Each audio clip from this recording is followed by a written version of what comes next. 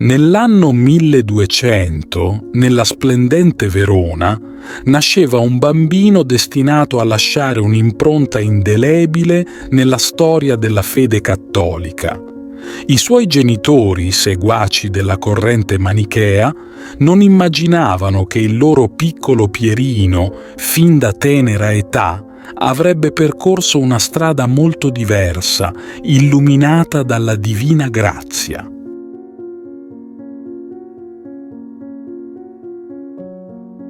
A 7 anni, Pierino venne inviato in una scuola cattolica dal padre che, nonostante le sue convinzioni manichee, desiderava per il figlio un'educazione solida.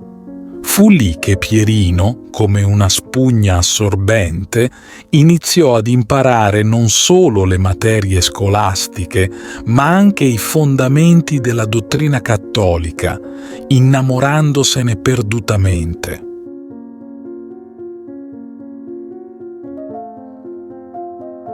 Tuttavia, questo amore per la fede non passò inosservato, soprattutto allo zio, che decise di allontanarlo da quell'ambiente. Nonostante ciò, il destino di Pierino sembrava già scritto. La sua sete di conoscenza lo portò all'Università di Bologna, un luogo che all'epoca era noto per la sua licenziosità. Ma proprio come un giglio che cresce in mezzo al marciume, la purezza di Pietro non fu mai contaminata.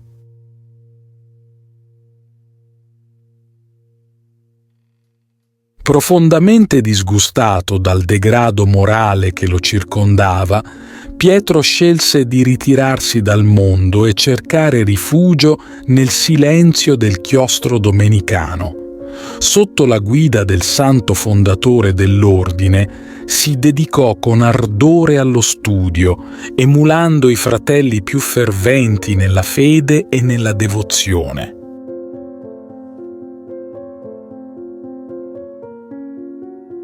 Nonostante una grave malattia che quasi gli costò la vita da novizio, Pietro superò questa prova con la grazia di Dio. Ancora debole, si immerse negli studi con rinnovato vigore, guadagnandosi presto il rispetto e l'ammirazione dei suoi confratelli e una cattedra di Sacra Scrittura e teologia nel suo convento.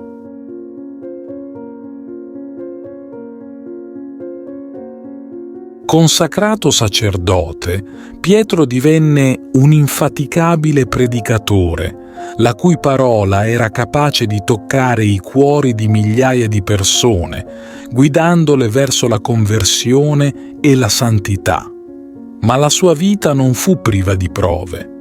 Accusato ingiustamente di condotta immorale, affrontò l'umiliazione e il silenzio forzato con umiltà, finché la verità sulla sua innocenza venne a galla, ristabilendo la sua reputazione.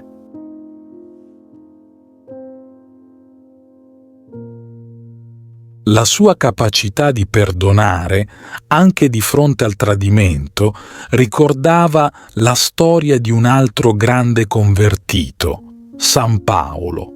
E così, carino da balsamo, l'uomo che lo uccise, trasformato dal rimorso e dalla grazia divina, seguì le orme di Pietro, diventando a sua volta un modello di penitenza e devozione.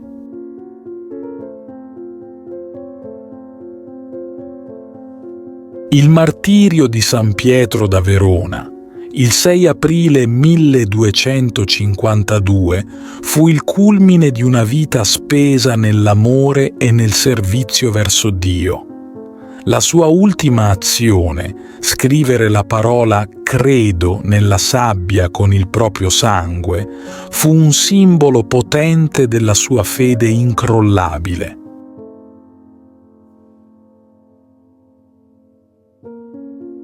San Pietro da Verona è ricordato non solo per il suo sacrificio supremo, ma anche per la sua vita, un esempio luminoso di purezza, devozione e perdono. La sua storia continua a ispirare i fedeli in tutto il mondo, un ricordo eterno che dalla fede più profonda possono nascere miracoli di conversione e santità.